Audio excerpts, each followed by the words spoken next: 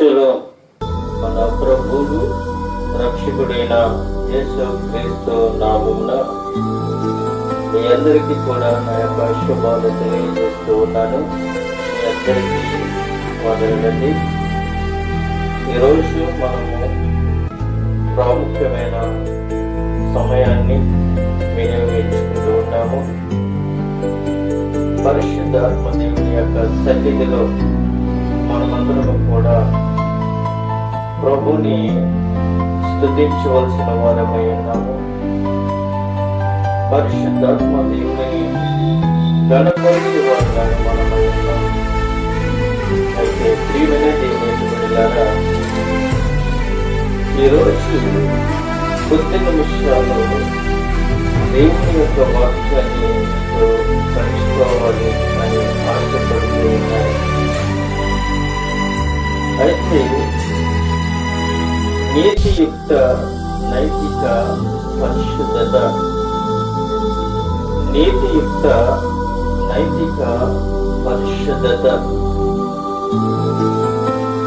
దేవుడు నీతి మరియు నైతికలో పరిపూర్ణుడై ఉండి కీడు మరియు పాపమునకు అతీతుడై ఉండి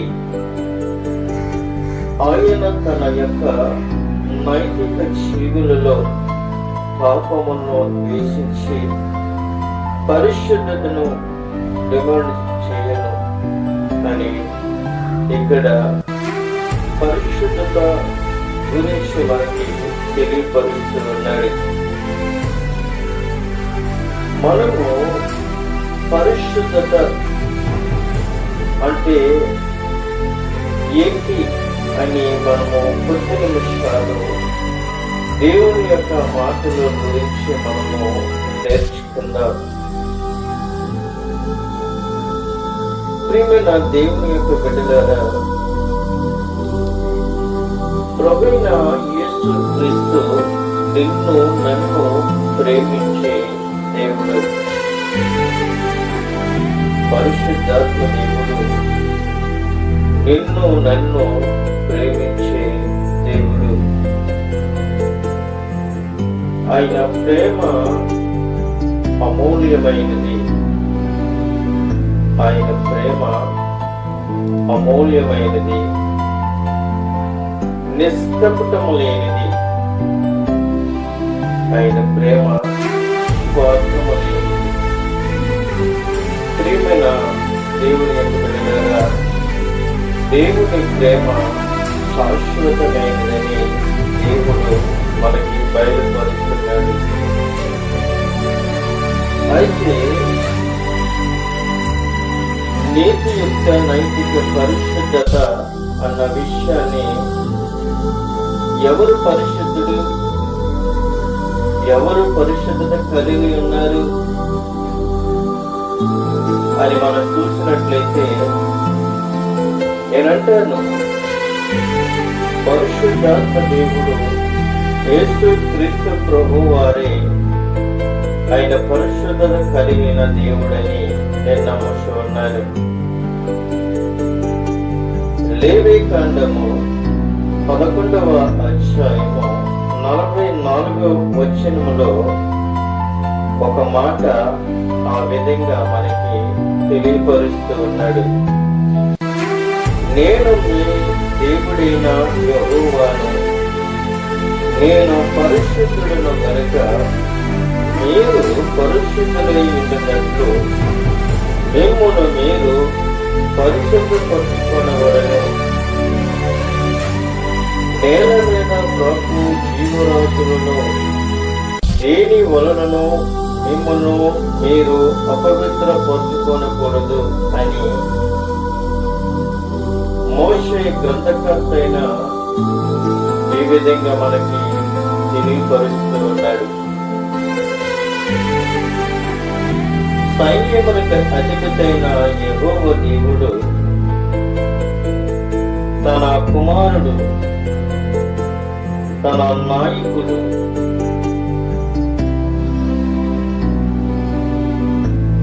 అయిన మోషేను ఏర్పరచుకుని ఆయన ద్వారాగా మనకి ఈ రోజుని బయలుపరుస్తూ ఉన్నాడు. నేను మీ దేవుడైన యెహోవాను అంటున్నాడు. చూడండి, ఒక ఉదాహరణగా మనం చూసుకున్నట్లయితే ప్రతి ఒక్కరూ కూడా నేను అనే మాట గర్వంతో పలుకుతూ ఉంటారు. నేను లేకపోతే ఈ ఇల్లు గడవదండి, నేను లేకపోతే ఇల్లే కాదండి, నేను లేకపోతే నా కుటుంబమే కాదండి, నేను లేకపోతే నా కుటుంబాన్ని పోషించేవారు ఎవరండి, నేను లేకపోతే ఎవరు సంపాదిస్తారండి, నేనే ఈ డబ్బుని సంపాదించాను, నేనే ఈ ఆస్తిని సంపాదించాను, నేను లేకపోతే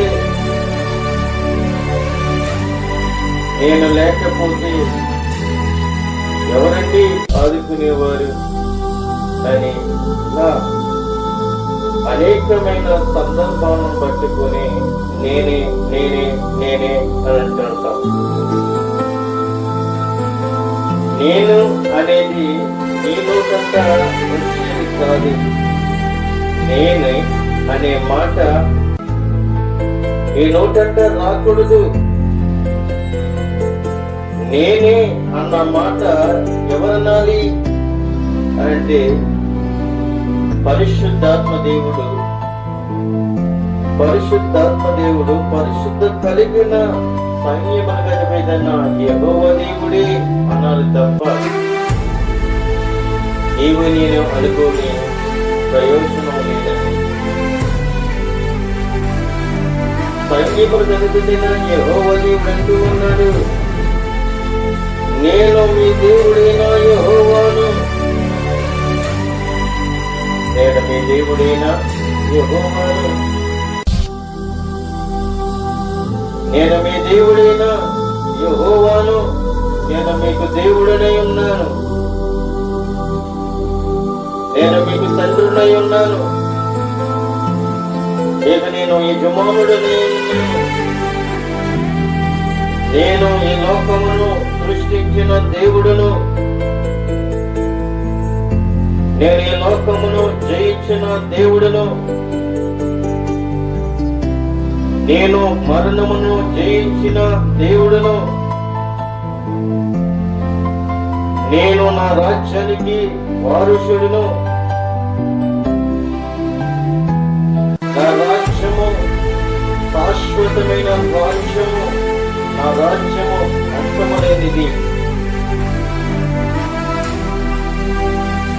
ఈ సృష్టిలో సృష్టించిన సృష్టి అంతటిలో మీరు నా పిల్లలై ఉన్నారు.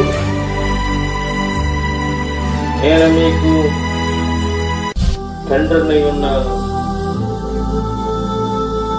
ఈ లోకములో ఉదాహరణగా మనకి తల్లిదండ్రులు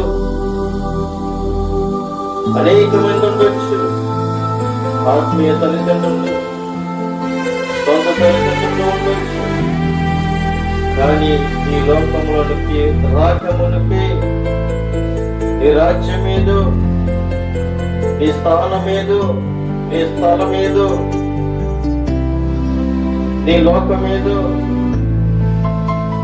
ఒకసారి నీవు జ్ఞాపకం చేసుకోమని ప్రభు సెలవిస్తూ ఉన్నాడు. ఈ సృష్టి అంతటిలో నేనే దేవుడును, నేను సృష్టించిన పిల్లలు మీరు అంటున్నాడు. అందుకంటే నేను మీ దేవుడైన యెహోవాను, నేను పరిశుద్ధుడును. చూడండి, ఆయన ఎంత ఖచ్చితంగా చెప్తూ ఉన్నాడు, నేను పరిశుద్ధుడును. నువ్వు చెప్పగలదువా? నేను పరిశుద్ధుడినని నువ్వు చెప్పగలదువా? మనం చెప్పలేము ప్రియమైన దేవుని యొక్క బిడ్డలారా. నేను పరిశుద్ధుడును అని మనం చెప్పలేము. ఎందుకంటే ఉదయము లెగిసిన కాడ నుండి సాయంకాలం వరకు కూడా ఏదో ఒక తలంపు చెప్పును, ఏదో ఒక ఆలోచన చెప్పును, ఏదో ఒక నడవడిక చెప్పును, ఏదో ఒక మాట చెప్పును మనం పాపం చేస్తూనే ఉంటాం. అందుకే ఆయన అంటున్నాడు, ఉదయం నుండి సాయంకాలం లోపు ఎవరి మీదైనా నీవు దోషముగా గాని, అపవిత్రము గాని, పాపము గాని, అసూయ గాని, ఎవరి మీదైనా అబండలు గాని మోపి మనం సేదరించుకుంటున్నావేమో, సాయంకాల సమయంలో సూర్యుడు అస్తమించే ముందుకి నీవు వెళ్ళి సమాధానం పడవని ప్రభు చదివిస్తూ ఉన్నాడు. ప్రతిరోజు క్షమాపణ కోరండి. ప్రతిరోజు మీరు శిక్షింపబడకండి. మీరు శిక్షకు అర్హులు కారు. నేను పరిశుద్ధుడును గనుక మీరు కూడా పరిశుద్ధత కలిగి ఉండండి అని అంటూ ఉన్నాడు. మనం పరిశుద్ధత కలిగి ఉండాలి, పరిశుద్ధ జీవితం జీవించాలి, పరిశుద్ధ నడవడికలో నడవాలి, పరిశుద్ధ ఆలోచన కలిగి ఉండాలి. జీవితకాలం అంతా కూడా పరిశుద్ధత కలిగి ఉండాలి అని అంటే పరిశుద్ధాత్మ దేవుడు నీలోనికి ఆహ్వానించాలి. పరిశుద్ధాత్మ దేవుడిని నీ హృదయంలో భద్రపరచుకోవాలి. పరిశుద్ధాత్మ దేవుడిని నీ హృదయములో ఆయన్ని ఆహ్వానించాలి, గౌరవించాలి, ప్రేమించాలి, ఆరాధించాలి, ఘనపరచాలి, స్తుతించాలి, ప్రార్థన చేయాలి. పరిశుద్ధాత్మ దేవుడు నీ హృదయంలో ఉన్నప్పుడు ఏ అపవిత్ర కోరికలు కూడా నీలోనికి రానివ్వడు. పరిశుద్ధాత్మ దేవుడు నీలో ఉన్నప్పుడు ఎటువంటి దుష్టుడు నీలో ప్రవేశించడు. పరిశుద్ధాత్మ దేవుడు నీలో ఉన్నప్పుడు పరిశుద్ధంగా మాట్లాడుతావు, పరిశుద్ధమైన ఆలోచన కలిగి ఉంటావు, పరిశుద్ధమైన మాటలు కలిగి ఉంటావు, పరిశుద్ధమైన చేతలు కలిగి ఉంటావు, పరిశుద్ధమైన నడక కలిగి ఉంటావు. పరిశుద్ధాత్మ దేవుడు నీలో ఉండి నీలో నివసించినప్పుడు దేవుని యొక్క వాక్యము ద్వారాగా నువ్వు మాట్లాడుతావు. నువ్వు మాట్లాడిన ప్రతి మాట కూడా వాక్యముతోనే నువ్వు మాట్లాడుతావు. సమయాన్ని పోను ఒక సద్వినియోగం చేసుకోమంటున్నాడు. నీతో ఎవరైనా మాట్లాడినప్పుడు, లోక సంబంధమైన మాటలు మాట్లాడినప్పుడు, అమ్మా లోక సంబంధమైన మాటలు మాట్లాడుకు, సమయాన్ని వ్యర్థపరచుకు, సమయం వేస్ట్. నువ్వు మాట్లాడితే ఏదైనా ఉంటే దేవుని యొక్క మాటలు మాట్లాడు, దేవుని యొక్క వాక్యముతో మాట్లాడు. దేవుడు నన్ను ఇలా స్వస్థపరిచాడు, దేవుడు నన్ను ఇలాగా ఆరోగ్యంగా ఉంచాడు, అందునిమిత్తమే దేవుడు నన్ను ఎందుకుగా నడిపించాడు కాబట్టి నా జీవితకాలం అంతా కూడా దేవుని యొక్క సన్నిధిలో సాగాలి, దేవుని యొక్క సన్నిధిలో నడవాలి, దేవుని స్తుతించాలి, దేవుని యొక్క సువార్తను ప్రకటించాలి అని ప్రతిరోజు కూడా దేవుని యొక్క మాటలను ధ్యానించినట్లయితే, సమయాన్ని వ్యర్థపరచకుండా నడుచుకున్నట్లయితే ప్రభుని యొక్క మాటలు వింటాడు. ప్రభు యొక్క నీ తలంపులు వింటాడు, ఈ తలంపులు వింటాడు. ప్రియమైన దేవునికి బిడ్డలారా, అందుకే ఆయన అంటున్నాడు, నేను పరిశుద్ధుడును అంటున్నాడు. ఆయన పరిశుద్ధుడు అయితే ఆయన అంటున్నాడు, మీరు పరిశుద్ధులయ్యుండు అని అంటున్నాడు. నేను ఎలాగైతే పరిశుద్ధత కలిగి ఉన్నానో మీరు కూడా అలాగే పరిశుద్ధత కలిగి ఉండండి అని అడుగుతున్నాడు. ఒక ఉదాహరణగా మనం చూసినట్లయితే ప్రియమైన దేవునికి బిడ్డలారా, మనం ఉదయం లేచి సాయంకాలం వరకు కూడా కష్టపడి పనిచేసి సాయంకాలం ఇంటికి వచ్చి మనమందరము కూడా ఏం చేస్తామో తెలుసా? శరీరానికి ఖరీదైన సబ్బులు పెట్టి ఒంటినున్న మురికిని వదిలించుకుంటాం. కానీ సర్ప వేసి నీ బట్టలనున్న మురికిని ఉతుకుకుంటాం. శరీరంలో ఉన్న మురికిని, బట్టల్లో ఉన్న మురికిని ఉతుక్కుంటాం. పాపం అనే మురికిని ఎవరు ఉతుకుతారు? పాపం అనే మురికి పట్టినప్పుడు, అసూయ అనే మురికి పట్టినప్పుడు, కుత్రికం అనే మురికి పట్టినప్పుడు ఎవరు ఉతుకుతారు ఈ మురికిని? పాపం అనే ఊబులో పడిపోతున్న మనల్ని, అపరాధములో మునిగిపోతున్న మనల్ని, కక్షలతో మునిగిపోతున్న మనల్ని ఆయన మన హృదయములకు వచ్చి ఆయన మనల్ని పవిత్రపరిచిన దేవుడు. ఈ లోకంలో అటువంటి మంచి దేవుడు, అటువంటి ప్రేమ కలిగిన దేవుడు, అటువంటి నమ్మకం కలిగిన దేవుడు ఈ భూప్రపంచంలో ఎవరు లేరు. అయితే ఈ రోజున ఉదాహరణగా మనం చూసినట్లయితే భూప్రపంచంలో అనేక మంది తినుతూ, తాగుతూ, దొలుస్తూ ఏమి తిందామో, ఏమి ధరించుకుందామో, ఏమి సమకూర్చుకుందామో అనే ఆశలతో ఎదురు చూస్తున్నారే గాని ఒకరి మీద ఒకరికి విద్వేషం లేకుండా నేను గొప్ప, నేను గొప్ప, నేను గొప్ప అని తిరుగుతున్నామే గాని నేను సృష్టించిన దేవుడు, నా దేవుడు, ఆయన పరిశుద్ధుడు. ఆయన పరిశుద్ధత కలిగి ఉన్నాడు కాబట్టి నేను కూడా పరిశుద్ధత కలిగి ఉండాలి. పరిశుద్ధమైన నమ్మకము కలిగి ఉండాలి. ఈ లోకమైనది శాశ్వతము కాదు, ఈ రాజ్యము శాశ్వతమైనది కాదు, నా రాజ్యం మరొక రాజ్యం ఉంది అని తల వంచుకుని ప్రభుని ఆరాధించినట్లయితే ప్రభుని యొక్క మనవని ఆయన వింటూ ఉంటాడు. ప్రియమైన దేవునికి బిడ్డలారా, ఈ లోకంలో ఎంత సంపాదించినా, ఎన్ని కూడగట్టుకున్నా ఏది మన వెనుకల రాదు అని ప్రభు సెలవిస్తున్నాడు. ప్రకటన గ్రంథంలో మనం చూసినట్లయితే ఆయన అంటున్నాడు, పరిశుద్ధాత్మ దేవుడు అంటున్నాడు, యేసుక్రీస్తు ప్రభు వారు అంటున్నాడు, నీ క్రియలే నీ వెంట వస్తాయి అని అంటున్నాడు. మనం ఏం క్రియలు కలిగి ఉన్నామో ఆ క్రియలు మాత్రమే వెంట వస్తాయి ఆయన ప్రభు సెలవిస్తూ ఉన్నాడు. మీరును పరిశుద్ధులై ఉండు, మిమ్మల్ని మీరు పరిశుద్ధపరచుకొనవలెను అంటున్నాడు. మనకు మనము పరిశుద్ధపరచుకోగలగాలి. యేసుక్రీస్తు రక్తం ద్వారాగా మనం కడగబడాలి. యేసుక్రీస్తు యొక్క రక్తం మనలో ప్రోక్షింపబడాలి. ప్రతి నిత్యము ప్రభుతో సహవాసము చేయాలి. ప్రతి సమయము, ప్రతి గడియ, ప్రతి రోజు, ప్రతి నెల, ప్రతి సంవత్సరము, జీవిత కాలం అంతయు కూడా ప్రభు సన్నిధిలో కనబడే వారిలాగా మనం ఉండాలి. జీవిత కాలం అంతా కూడా పరుచుకొని పరిశుద్ధాత్మ దేవుడిని మన హృదయములో భద్రపరుచుకొని నా సొంత రక్షకుడు యేసు క్రీస్తుని నువ్వు సాక్ష్యం చెప్పేవారిలాగా ఉండాలి.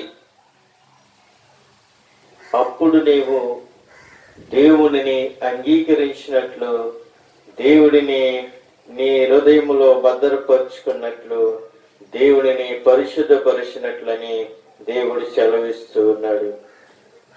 ప్రియమైన దేవుని యొక్క బిడ్డలారా, మరి యొక్క విషయాన్ని మనం జ్ఞాపకం చేసుకున్నట్లయితే ఆయన ఒక మాట మనకి సెలవిస్తూ ఉన్నాడు. 22వ అధ్యాయము, అది లేవి కాండము 22వ అధ్యాయము 32వ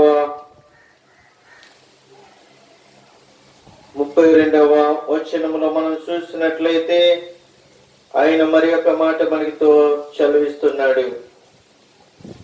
నా పరిశుద్ధ నామమును అపవిత్రపరచకూడదు, నేను ఇశ్రాయేలులోనున్న పరిశుద్ధునిగా చేసుకుందును అంటున్నాడు.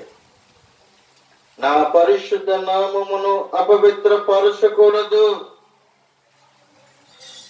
ఆయన నామమును అపవిత్రపరచకూడదు అంటున్నాడు. చూడండి, చాలా మంది కూడా ఇంటి పేరుని ఉచ్చరించి నా ఇంటి పేరులో ఎంత గొప్ప ఉంది, నా ఇంటి పేరులో ఎంత గొప్ప ఉంది, నా ఇంటి పేరు వారు ఎంత ధనవంతులు, నా ఇంటి పేరు వారు ఎంత ఆస్తిపరులు. నీ ఇంటి పేరు వారు గాని, నీ ఇంటి సహోదరులు గాని ఎంత సంపాదించినా గాని అది మన వెంట రాదు అని అంటున్నాడు. అందుకే ఆయన అంటున్నాడు, నా పరిశుద్ధ నామమును అపవిత్రపరచకూడదు. ఇంటి పేరుని గాని మనము అసహాయంగా మాట్లాడకూడదు.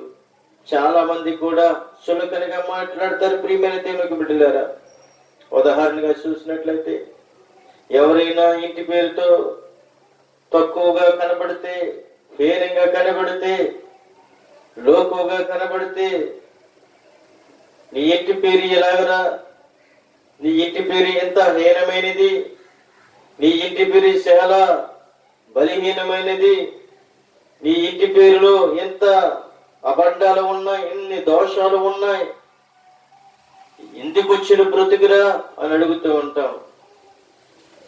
ఇక్కడ పరిశుద్ధాత్మ దేవుడు అంటున్నాడు, నా పరిశుద్ధ నామమును అపవిత్రపరచకూడదు అని అంటున్నాడు. నీ పేరుని గాని, నీ పేరులో ఉన్న నామమున్న గాని, నీ ఇంటి పేరులో ఉన్న నామమున్న గాని అపవిత్రపరచకూడదు. అపవిత్రమైన మాటలు మనము మాట్లాడకూడదు. ఎందుకంటే ఇశ్రాయేలులో ఉన్న పరిశుద్ధునిగా చేసుకున్నాడు పరిశుద్ధాత్మ దేవుడు. ఇశ్రాయేలు ప్రజలందరినీ కూడా ఆయన నడిపించిన దేవుడు. ఇశ్రాయేలు ప్రజలని ఒక తాడు మీద నిలబెట్టిన దేవుడు. ఇశ్రాయేలు ప్రజలందరినీ కూడా ఒక నైతికముగా బలపరిచిన దేవుడు. అటువంటి మంచి దేవుడు ఈ లోకములో ఎవరున్నారండి? ప్రియమైన దేవునికి బిడ్డలారా, మన దేవుడు మంచి దేవుడు, మన దేవుడు నమ్మకమైన వాడు, మన దేవుడు పరిశుద్ధుడు, మన దేవుడు జీవము కలిగిన దేవుడు, మన దేవుడు లోకరక్షకుడు, మన దేవుడు నీతి గలవాడు, మన దేవుడు యథార్థము గలవాడు, మన దేవుడు అంతమలేని వాడు. ప్రియమైన దేవుని యొక్క బిడ్డలారా, అదే విషయంలో లేవికాండము 19వ అధ్యాయము 2వ వచనములో మనం చూసినట్లయితే, మీరు పరిశుద్ధులై ఉండవలెను, మీ దేవుడైన యెహోవాకు నేను పరిశుద్ధుడనై ఉన్నాను అంటున్నాడు. మీలో ప్రతివాడు తన తల్లికి తన తండ్రికి భయపడవలను, నేను నియమించిన విశ్రాంతి దినములను ఆచరించవలను అంటున్నాడు. ప్రియమైన దేవునికి బిడ్డలారా, మీరు పరిశుద్ధులై ఉన్నప్పుడే మీ తల్లిదండ్రులకు మీరు భయపడతారు. మీరు పరిశుద్ధులై ఉంటేనే మీ తండ్రికి భయపడతారు. మీరు తండ్రికి భయపడటమే కాదు, మీరు పరిశుద్ధులై ఉన్నప్పుడు విశ్రాంతి దినాన్ని మీరు ఆచరిస్తారు అని పరిశుద్ధాత్మ దేవుడు చదివిస్తూ ఉన్నాడు. ఆయన ఎంత మంచి దేవుడండి! ఆయన ఎంత మంచి దేవుడు! ఆయన పరిశుద్ధాత్మ దేవుడని సెలవిస్తూ ఉన్నాడు మనకి. ఆయన పరిశుద్ధాత్మ దేవుడని మనకి సెలవిస్తూ ఉన్నాడు. ఆయన పరిశుద్ధుడు, ఆయన పరిశుద్ధుడు, ఆయన పరిశుద్ధుడు. ప్రియమందరికి బిడ్డలారా, ఇంకొక విషయం చూసినట్లయితే యెహోషువ గ్రంథము 24వ అధ్యాయము 19వ వచనములో చూసినట్లయితే, అందుకు యెహోవా పరిశుద్ధ దేవుడు, రోషము కలిగిన దేవుడు అంటూ ఉన్నాడు. ఇక్కడ అంటున్నాడు, యెహోషువ అంటున్నాడు, యెహోవా పరిశుద్ధ దేవుడు, రోషము గల దేవుడు అంటున్నాడు. ఒక నాయకుడు, ఒక దైవజనుడు, ఒక సేవకుడు ఉచ్చరిస్తూ ఉన్నాడు, గణపరుస్తూ ఉన్నాడు. యెహోషువ అంటున్నాడు, యెహోవా పరిశుద్ధ దేవుడు, సైన్యములకు అధిపతిన దేవుడు పరిశుద్ధుడు, సైన్యములకు అధిపతిన యెహోవా దేవుడు పరిశుద్ధత దేవుడు,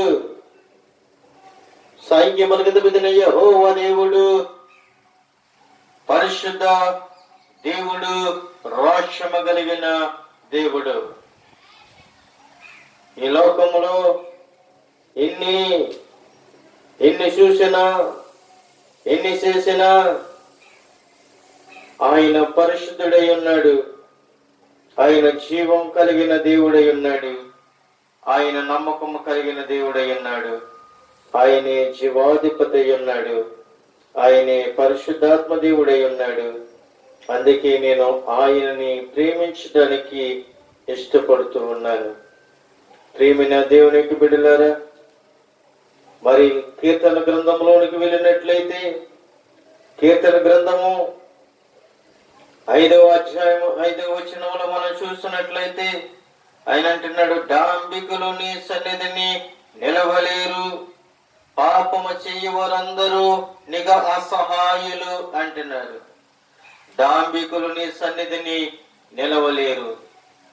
నిజమే ప్రియమైన దేవునికి బిడ్డలారా, పేదవారిని అసహించుకొని, పేదవారిని చింతించి, పేదవారిని చేదరించుకొని, పేదవారిని దోసుకొని, పేదవారిని నేరాలు పోలు చేసి, గొప్పలు చెప్పుకొని మనం ఏదైనా సంపాదించుకున్నట్లయితే వాళ్ళు అక్కడ నిలవరంట. ఎక్కడ నిలవరండి వాళ్ళు? దేవుని యొక్క సన్నిధిని వారు నిలవరు. పేదవారి దగ్గర దోచుకునే వారిలాగా మనం ఉండకూడదు. పేదవారిని మనము హింసించకూడదు. పేదవారి దగ్గర దోచుకోకూడదు. పేదవారి దగ్గర ఏముంటదండి? పేదవారి దగ్గర ఏమీ ఉండదు. పేదవారి దగ్గర ప్రేమ మాత్రమే ఉంటది. పేదవారి యొక్క నమ్మకమే ఉంటది.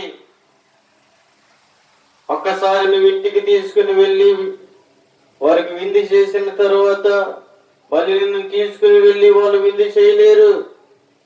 ఎందుకో తెలుసా? వారు విందు చేసే ప్రయోజనంలో వారు లేరు. ఎందుకంటే వాళ్ళకు ఒక పూట తింటే రెండో పూట ఉండదు. పేదవారికి సరైన ఇల్లుండదు, సరైన కప్పుకోవడానికి దుప్పడుండదు, పేదవారికి పడుకోవడానికి సరైన స్థలం ఉండదు, మంచం ఉండదు.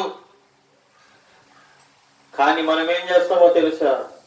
పేదవారిని అసహాయించుకుంటాము, ధనవంతుల్ని మనము ఘనపరుస్తాం.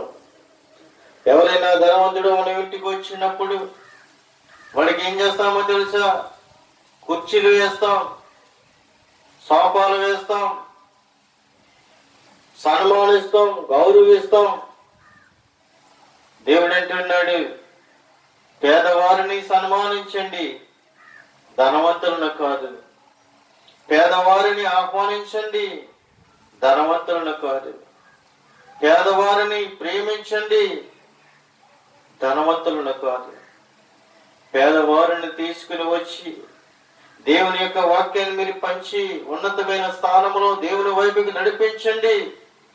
దేవుడు మిమ్మల్ని, మీ ప్రయాసని, మీరు సువార్తని దేవుడు విని అని అంగీకరించి ఎంతగా సంతోషిస్తాడో ప్రియమైన దేవుని యొక్క బిడ్డలారా.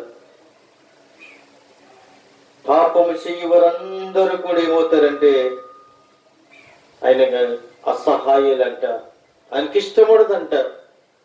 ఆయనకి ఇష్టపడదండి. బయటికి మంచి వారిలా కనబడొచ్చేమో, బయటికి నువ్వెంతో వినయంగా కనపడొచ్చేమో, లోన ఓటుకు పెట్టుకుని బయటకు ఒక విధంగా మాట్లాడుతూ ఉన్నావేమో, ఇప్పటికైనా నీ హృదయాన్ని మార్చుకోమని ప్రభు సెలవిస్తూ ఉన్నాడు. మనసులో ఒకటి పెట్టుకుని బయటికి ఓ విధంగా మనం మాట్లాడకూడదని ప్రభు సెలవిస్తూ ఉన్నాడు. ప్రభు సెలవిస్తూ ఉన్నాడు. ప్రియమైన దేవుని యొక్క బిడ్డలారా, ఆయన 6వ వచనములో మనం చూసినట్లయితే, అబద్ధమాడువారిని నీవు నశింపజేయదువు, కపటమును చూపి నరహత్య జరిగించే వారు యెహోవాకు అసహాయులు. చూడండి ప్రియమైన దేవునికి అసహాయులు అంటారు. మనము అసహాయులుగా కనబడకూడదు అని ప్రభు సెలవిస్తూ ఉన్నాడు. మనము అసహాయులుగా మనం కనబడకూడదు. అదే కీర్తన గ్రంథము 7వ అధ్యాయము 11వ వచనములో మనము చూసినట్లయితే, న్యాయమును బట్టి ఆయన తీర్పు తీర్చును, ఆయన ప్రతి దినము కోపపడు దేవుడు. ఆయన తీర్పు తీర్చేవాడు. ఆయన తీర్పు తీర్చేవాడు. ఆయన ఏ తీర్పు తీరుస్తాడు అనంటే, న్యాయమైన తీర్పు తీర్చే దేవుడు. ఈ లోకంలో అనేకమైన తీర్పులున్నాయి, అన్యాయపు తీర్పులున్నాయి. అన్యాయపు తీర్పులున్నాయి, డబ్బు తీర్పు ఉంది, ఆస్తుల తీర్పులున్నాయి, అన్యాయపు తీర్పులు.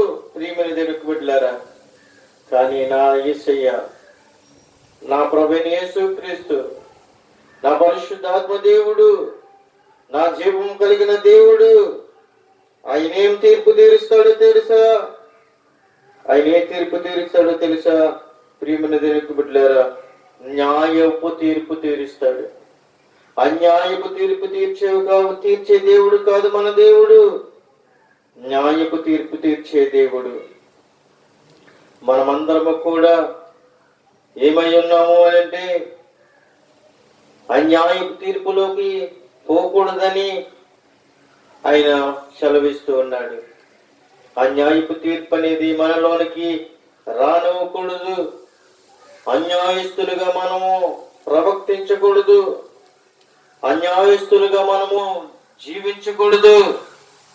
మనము ఎలాగుండాలి అని అంటే, న్యాయము తీర్చేవారిలా ఉండాలి. న్యాయముగా మాట్లాడేవారిలాగా మనం ఉండాలి.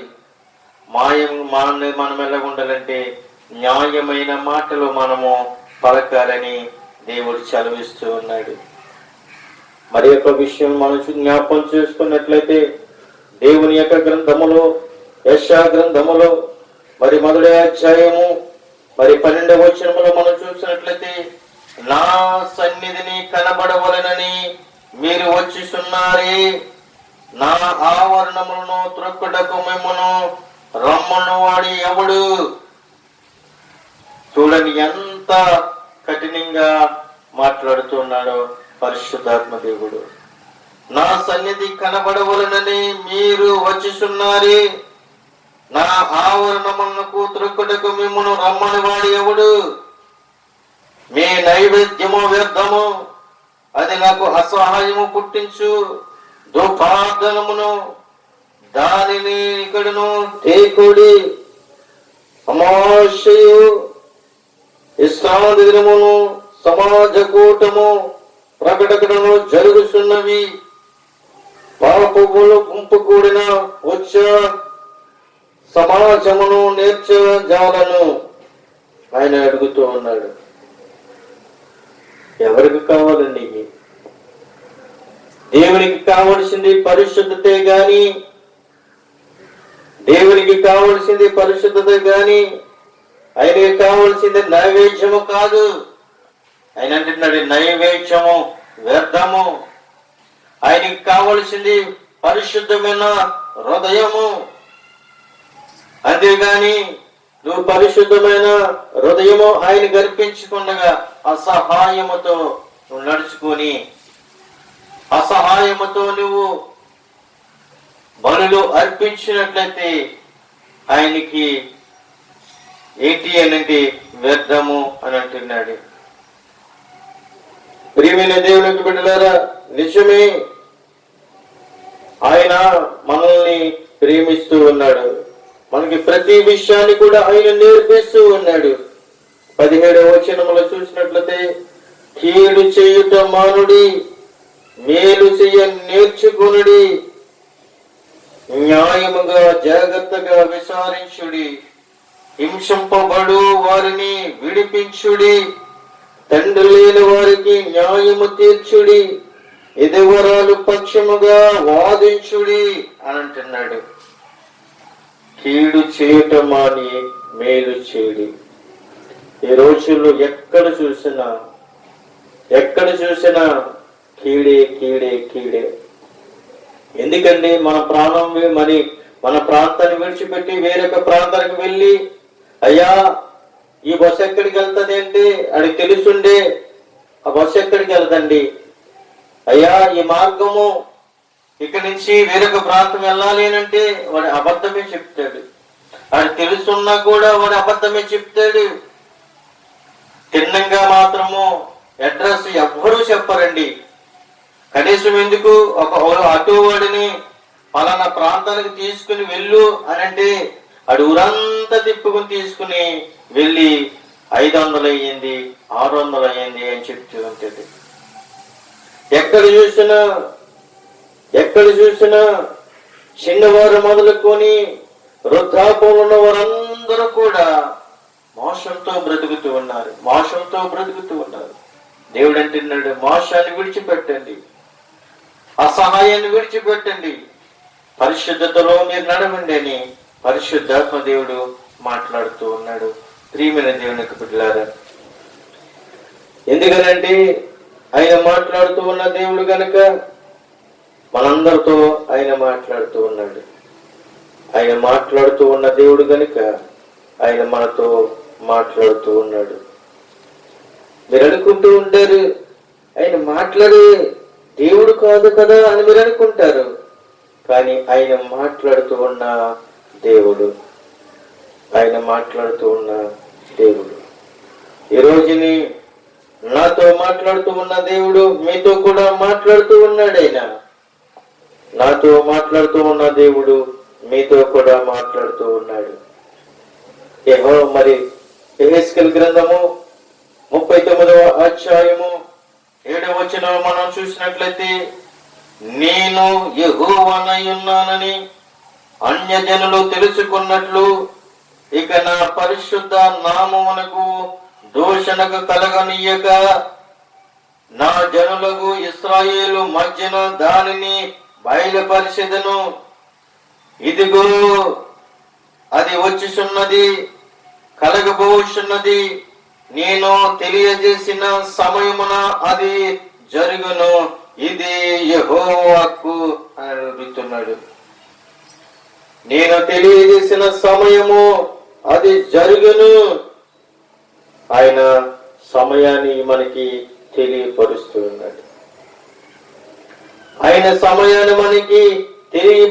ఉన్నాడు. అందుకే ఏనంటున్నాడు, కాలాలు సమయాలు నా చేతిలో ఉన్నవి అంటున్నాడు. కాలాలు సమయాలు నా చేతుల్లో ఉన్నవి. నిజమే, కాలాలైనా సమయాలైనా మనుషుల చేతిలో లేవండి. ఎవరి చేతిలో ఉన్నవి అంటే దేవుని యొక్క చేతిలో మాత్రమే ఉన్నవి అని ప్రభు చదివిస్తూ ఉన్నాడు. హబక్కూకు మొదటి అధ్యాయము 13వ వచనములో మనం చదువుకున్నట్లయితే ఆయన ఈ విధంగా మనకి సెలవిస్తూ ఉన్నాడు. నీ కను దృష్టి దుష్టత్వము చూడలేనంత నిష్కలంకమైనది గదా, బాధించువారు చేయు బాధను నీవు సృష్టింపజాలవు గదా, కపటములను నీవు చూసియు దుర్మార్గులను తమ కంటే ఎక్కువ నీతిపరులను నాశనముగా చేయగా నీవు చూసియు ఎందుకు ఊరుకున్నావు? ఏలిక లేని చేపలతోను ప్రాకు పురుగులతోను నీవు నరులను సమానములుగా చేసేటివి. వాడు గాలం వేసి మానవులందరినీ గుచ్చి లాగి ఉన్నాడు, ఉరులు యొక్కి చిక్కించుకుని ఉన్నాడు. వాడు తన వలలో వారిని చిక్కించుకుని సంతోషించి గంతులు వేస్తున్నాడు. ప్రియమైన దేవునికి బిడ్డలారా, వాడు ఏం చేస్తున్నాడు తెలుసా? గాలం వేస్తున్నాడు. వాడెవడు అనంటే అపవాదిగాడు. వాడే గాలం వేస్తున్నాడు తెలుసా? ఆనందం అనే గాలం వేస్తున్నాడు. ఆనందం అనే గాలం వేస్తున్నాడు. డబ్బు అనే గాలం వేస్తున్నాడు. ఐశ్వర్యం అనే గాలం వేస్తున్నాడు. శరీరం అనే గాలం వేస్తున్నాడు. అది ఎన్ని గాలాలు వేసి వాడు ఆ గాలానికి మీరు దొరికిన తర్వాత, ఆ గాలానికి మీరు చిక్కబడిన తర్వాత వాడేం చేస్తున్నాడు తెలుసా? సంతోషిస్తూ ఉన్నాడంట. ఎందుకు సంతోషిస్తున్నాడో తెలుసా? శరీరమైన గాలం వేసినప్పుడు శరీరం పాడైపోతుంది. ఐశ్వర్యమైన గాలం వేసినప్పుడు ఐశ్వర్యం పోయినప్పుడు వాడు సంతోషిస్తాడు. చూపులనే గాలం వేసినప్పుడు చూపు మందగించినప్పుడు వాడి గంతులు వేస్తాడు. నిలవరాని స్థలంలో నిలబడలేనప్పుడు వాడిని చూసి గంతులు వేస్తాడు. నీ అరికాల నుంచి నడుగెత్తి వరకు ఉన్న ప్రతి అసహాయమైన దాన్ని చూసి వాడు గంతులు వేస్తాడు. ఎందుకో తెలుసా? పాపం అనే ఊబులోనికి వాడు లాక్కుని వెళ్ళిపోతూ ఉన్నాడు గనుక. పరిశుద్ధాత్మ దేవుడు పాపం అనే ఊబులోకి మీరు చిక్కుపోకుండా ఉండడం కొరకు నా ప్రాణం పెడుతూ ఉన్నాను అని పరిశుద్ధాత్మ దేవుడు మాట్లాడుతూ ఉంటుంటే, అపవాదిగాడు అనేకమైన గాలాలు వేసి చిక్కించుకుని వాడు మీరు నాశనం అయిపోతున్నప్పుడు వాడు సంతోషించి గంతులు వేస్తూ ఉన్నాడు.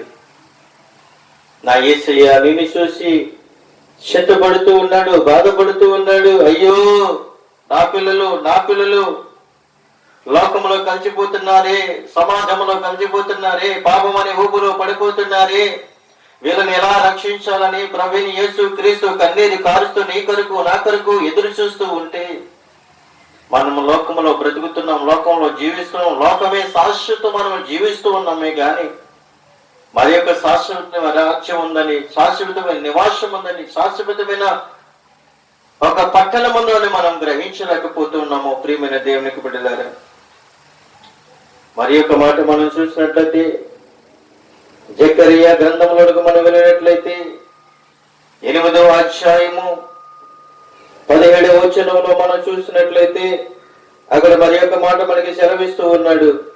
తన పొరుగు వారిని మీద ఎవడును దుర్యాసన యోసింపకూడదు, అబద్ధ ప్రమాణము చేయి నిష్ఠపడకూడదు, ఇటువన్నీ నాకు అసహాయము, ఇది యెహోవా వాక్కు అంటున్నాడు.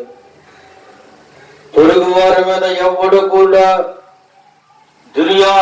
దుర్యాలోచన గాని, దుర్వ్యాపారములు గాని, సంఘటనలు గాని ఎదుటి వాళ్ళ మీద మోపకూడదని ఆయన సెలవిస్తూ ఉన్నాడు.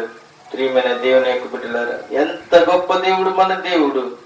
అందుకే ఆయన అంటూ ఉన్నాడు, ఆయన ఏమంటున్నాడో తెలుసా? ఆయన నీతియుక్తమైన పరిశుద్ధత కలిగిన దేవుడు. ఆయన నీతియుక్తమైన పరిశుద్ధత కలిగిన దేవుడని మనం గ్రహించుకున్నట్లయితే ఆయన మనతో శాశ్వతము కాలము ఆయన మనకి తోడుగా నీడగా ఉంటాడని నేను సలహిస్తూ మరి తల వంచుతూ ఉన్నాను. ఎందుకనో తెలుసా ప్రియమైన దేవునికి బిడ్డలారా, ఆయన పరిశుద్ధ కలిగిన దేవుడు. ఆయన పరిశుద్ధ కలిగిన దేవుడు గనుక మనము కూడా పరిశుద్ధ కలిగి మనము ఏమై ఉండాలి అంటే భయము కలిగి భక్తి కలిగి మనము జీవించాలి. ఆయన జీవితంలో మనము నడవడిక కలిగి ఆయన సన్నిధిలో మనమందరము కూడా ప్రభు వైపుకే మనం చూస్తూ ఉండాలి, ప్రభు వైపుకి మనము నడుస్తూ ఉండాలని ప్రభు సెలవిస్తూ ఉన్నాడు. మరి లాస్ట్గా మనం చూస్తున్నట్లయితే ఈ యొక్క మాటను మనం చూసుకొని మనము ముగించుకుందాం.